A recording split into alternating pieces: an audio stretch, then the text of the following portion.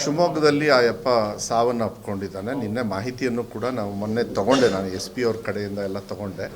ಅದೇನಿದೆ I think ನನಗನ್ಸುತ್ತೆ ನಾಗೇಂದ್ರ ಅವರು ಕೂಡ ಪತ್ರಿಕಾ ನಾನು ಫುಲ್ ನೋಡಲಿಲ್ಲ, ನೋಡೋಷ್ಟಿಗೆ ನಾನು ಮೈಸೂರಲ್ಲಿ ಮುಗಿಸ್ಕೊಂಡು ಇಲ್ಲಿ ಬಂದೆ. ಅವ್ರ ವಿಚಾರಣೆಯನ್ನು ಕೊಟ್ಟಿದ್ದಾರೆ.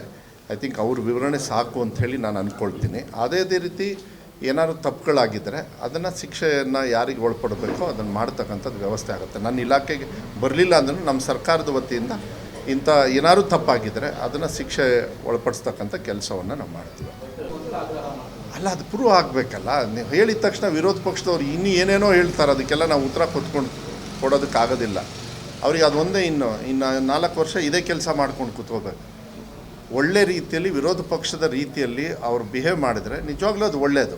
ಅವಾಗ ನಮಗೂ ಕೂಡ ನಮ್ಮ ಸರ್ಕಾರಕ್ಕೂ ಕೂಡ ಅದು ಒಳ್ಳೆ ರೀತಿಯಲ್ಲಿ ನಡೆಸ್ಕೊಂಡು ಹೋಗ್ತಕ್ಕಂಥ, ಅದಕ್ಕೆ ದಿಕ್ಕು ದೆಸೆ ಇಲ್ಲದೆ ಇರ್ತಕ್ಕಂಥ ಪ್ರಶ್ನೆಗಳನ್ನು ಹಾಕ್ಕೊಂಡು ಹೋಗ್ತಾರೆ. ಮಾತೆತ್ತಿದ್ರೆ ಈ ಥರ ಮಾತಾಡ್ತಕ್ಕಂಥದ್ದು ನನಗನ್ಸುತ್ತೆ ಅದು ಉಪಯೋಗ ಇಲ್ಲ ಅನಿಸ್ತದೆ.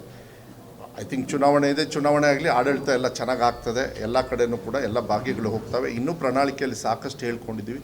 ಅದನ್ನು ಕೂಡ ಮುಂದಿನ ದಿನಗಳಲ್ಲಿ ಅನುಷ್ಠಾನ ಮಾಡಬೇಕು. ಆ ನಿಟ್ಟಿನ ಮೇಲೆ ನಾವು ಅಧಿಕಾರಕ್ಕೆ ಬಂದಿದ್ದೀವಿ. ಅದನ್ನು ನಾವು ಪ್ರಾಮಾಣಿಕವಾಗಿ ನಾವು ಮಾಡ್ತೀವಿ.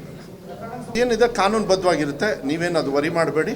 100% ಅದು ನಿಷ್ಪಕ್ಷಪಾತವಾಗಿ ಅದನ್ನು ಏನು ಆ್ಯಕ್ಷನ್ ತೊಗೊಬೇಕು ಬೈ ಲಾ ಅದನ್ನು ಮಾಡ್ತಾರೆ. ಆ ಇನ್ವೆಸ್ಟಿಗೇಷನ್ ಏಜೆನ್ಸಿಯವ್ರು ಮಾಡಬೇಕಾಗ್ತದೆ. ಅಲ್ಲ, ಎಷ್ಟೇ ಆಗಲಿ ಬಹುಕೋಟಿ ಇಲ್ಲ, ₹1 ಹಗರಣ ಆದ್ರೂ ಹಗರಣನೇ. ಅದು ತಪ್ಪಾದರೆ ತಪ್ಪೇ, ನಾನು ಅದು ಒಪ್ಕೊಳ್ತೀನಿ. ಅದಕ್ಕೆ ಏನಾದರೂ ಹಾಗೆ ತಪ್ಪುಗಳಾದರೆ ಕಾನೂನು ಅವ್ರ ಮೇಲೆ ಕ್ರಮ ತಗೊಳ್ಳಿ ಅಷ್ಟೇ. ಅದು ಬಿಡಿ, ಅದು ಇನ್ವೆಸ್ಟಿಗೇಷನ್ ಒಂದು ಕಡೆಗೆ ನಡೆಯುತ್ತೆ. ಯಾಕೆಂದರೆ ಒಬ್ಬರು ತೀರ್ಕೊಂಡು ಹೋಗಿದ್ದಾರೆ, ಅವರು ಡೆತ್ ನೋಟ್ ಸಿಕ್ಕಿದೆ, ಇವೆಲ್ಲ ಇರೋದ್ರಿಂದ ಇನ್ವೆಸ್ಟಿಗೇಷನಿಗೆ ಬಿಟ್ಬಿಡೋಣ. ಅವರು ಇನ್ವೆಸ್ಟಿಗೇಷನ್ ಅವರು ಕರೆಕ್ಟಾಗಿ ಮಾಡ್ತಾರೆ ಅಂತೇಳಿ ವಿಶ್ವಾಸ ಇದೆ.